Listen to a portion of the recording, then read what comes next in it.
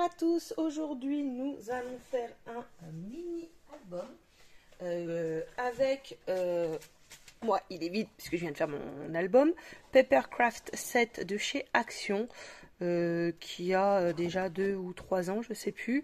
Donc 4 planches de die cut, des tags et des autocollants. Il me reste tout ça comme tag, comme die cut, pardon. Et je sais pas si je vais en remettre, mais voilà déjà tout ce qui me reste. En papier, je vais vous montrer, mais en papier, il me reste ça. Il me reste vraiment pas grand chose en fait. J'ai pas de feuilles complètes. Ce sont juste des petites chutes que je vais garder pour faire pourquoi pas une carte. Alors attendez, il m'en reste encore un. Voilà ce qui me reste en chute de papier. Donc il y a il y a 6 feuilles A4. Recto verso et 5 pardon, A5, pareil, recto verso. Les petites clochettes, je ne les ai pas utilisées parce que je voulais faire quelque chose, mais je n'ai pas retrouvé mes œillets, donc je n'ai pas pu me servir dans la crocodile. Et voilà. Et j'ai utilisé du papier, ça va être du 180, 210, je sais pas, bleu comme ceci pour le fond de l'album. Donc je vais vous montrer, puisque nous allons le faire juste après. Le voici avec une grosse checker à l'avant. Ce que je n'ai pas fait en vidéo, c'est positionner les flocons ici. Là, j'ai de la colle, je vais finir par l'enlever après. Et ça, je ne l'avais pas mis et ça non plus. Ah, il a déteint et ça a bougé. Ah, je suis deg. Bon, on recollera quelque chose par-dessus, mais bon. Là, ils n'ont pas bougé et là, en fait, il a déteint et il a bougé. Mais bon. Donc voilà.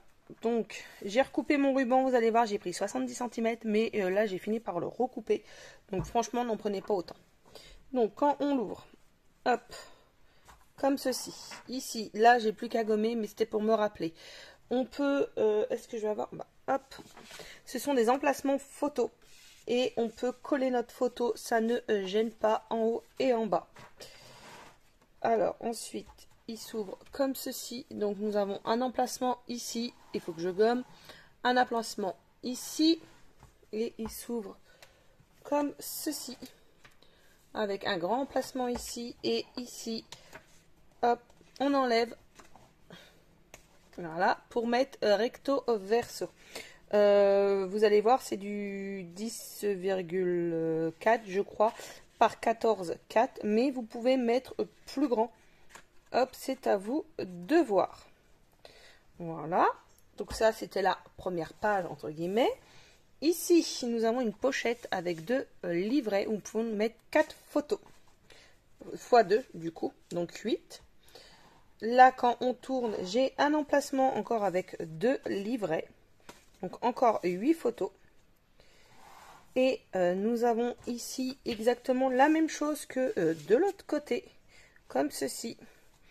Comme ceci, toujours où on peut glisser la photo en dessous pour pas être embêté. Voilà.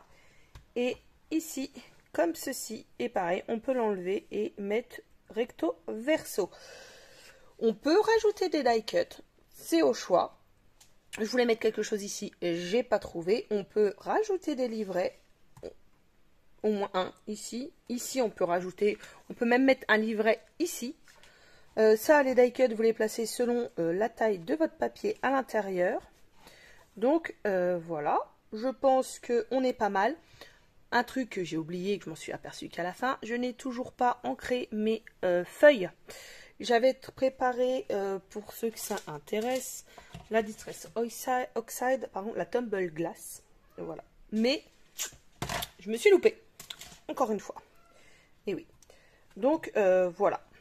Donc, on peut mettre 2, 4, 5, 6, 7, 8, 9, 10, 11, 15, 15, 16, 17, 18, 19, 20, 21, 22, 23, 24, 25, 26, 27, 28, 29, 30. Au moins 30 photos dans ce mini-album pour l'hiver.